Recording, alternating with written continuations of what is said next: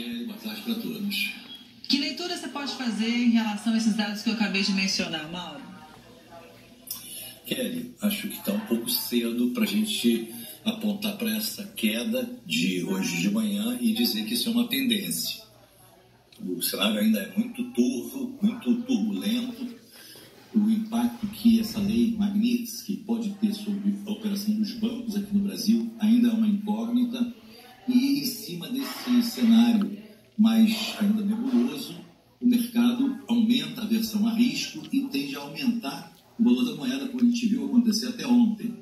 Portanto, eu ainda não diria que essa baixa de hoje pode ser uma tendência. E o fato é o seguinte, quando está tudo muito tenso, né, existe às vezes uma tendência de ter uma reação aqui e acolá. Mas do jeito que sobe ontem, pode cair hoje. Então, é um momento realmente de cautela, Mauro. Kelly, a gente pode ver que sempre que em momentos de maior tensão, a gente verifica que o câmbio responde com maior volatilidade. Então, assim como a gente vê em momentos de crise, momentos de estresse, uma alta pronunciada, não é incomum a gente ver em seguida uma queda também muito forte. Então, nesses momentos em que o mercado se torna muito mais nervoso, a gente poder fazer previsões, a gente pensar em tendências, a gente fazer recomendações, é alguma coisa muito difícil. Agora, vamos falar desse outro assunto também que tomou as manchetes, é de repercussão de hoje também, porque os Estados Unidos aceitaram o pedido de consulta do Brasil no OMC, que é a Organização Mundial do Comércio. Porém, o país norte-americano respondeu que as alegações do Brasil, em parte, são temas de segurança nacional. Vale lembrar que alegações do Brasil no OMC dizem respeito ao tarifaço de Donald Trump, que passou a cobrar uma sobretaxa, então, de 50% para a entrada de produtos brasileiros no país. Além disso, também se referem a uma investigação comercial aberta contra o país pelos Estados Unidos, que inclui, inclusive, a ameaça ao nosso queridinho PIX. Mauro, vamos primeiro, para todo mundo ficar no mesmo pé aqui, falar do papel atual do OMC. Como que você vê a OMC hoje, atualmente, para resolver esse tipo de conflito? Olha, Kelly, acho que para a gente entender o papel hoje da OMC, é importante também a gente ver o papel que essa organização, essa instituição representava até muito pouco tempo atrás. A OMC, ao longo das últimas décadas, foi responsável por um avanço muito grande na redução de tarifas alfandegárias no mundo todo.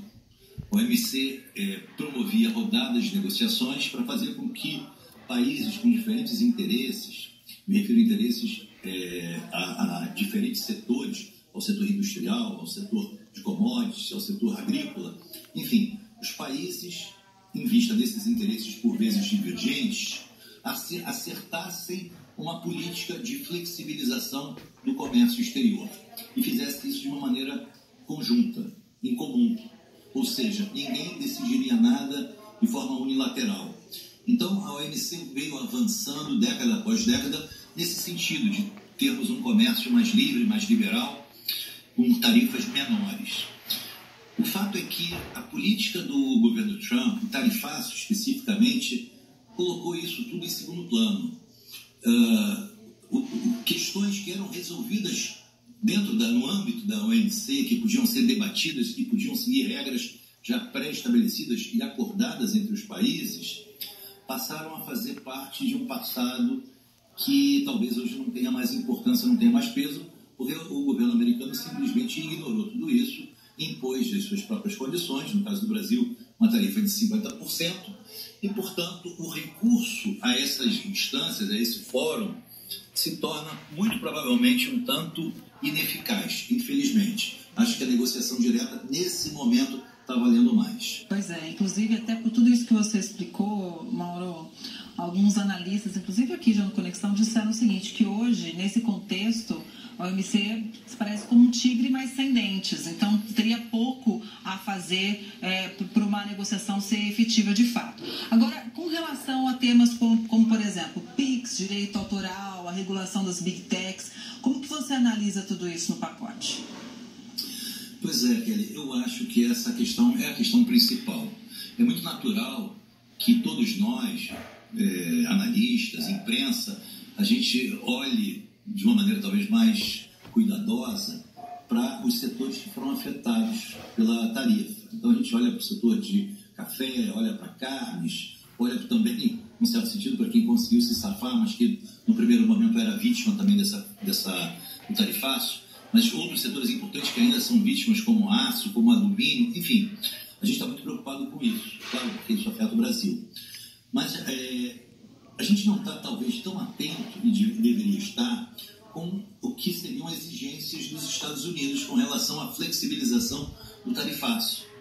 Os Estados Unidos não quer simplesmente que a gente reduza tarifas alfandegárias para alguns produtos americanos.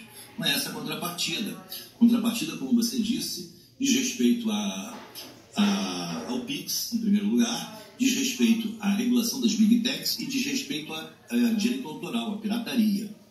Então, esses campos de negociação são campos um tanto pantanosos, porque os Estados Unidos certamente não está satisfeito com uma ferramenta financeira pública, no caso o PIX, estar ameaçando todo um setor econômico importantíssimo nos Estados Unidos. Me refiro a operadoras de cartão de crédito, por exemplo. Me refiro também a outros meios de pagamento, como os pagamentos do tipo WhatsApp Pay, Google Pay e outros mais. Então, o interesse dessas empresas está muito ameaçado pelo PIX e a gente vai ter que discutir isso. Difícil, porque o PIX é uma ferramenta de inclusão social, de democratização do crédito, de bancarização. Então, temos aí, na verdade, eu acho que o campo de batalha é mais difícil. A regulação das Big Techs e também um outro fator que eu esqueci de comentar, mas que eu acho relevante, a questão da oferta de terras raras. Isso, além do próprio problema de pirataria, de direito autoral que eu havia comentado.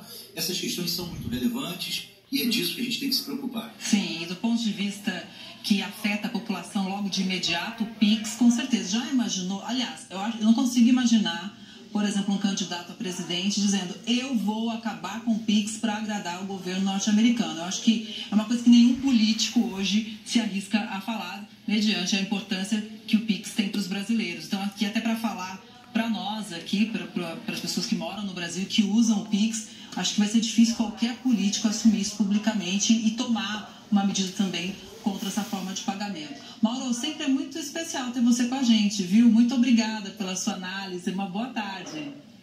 Uma boa tarde, um abraço a todos. Obrigada. Quando você aí contrata um serviço digital,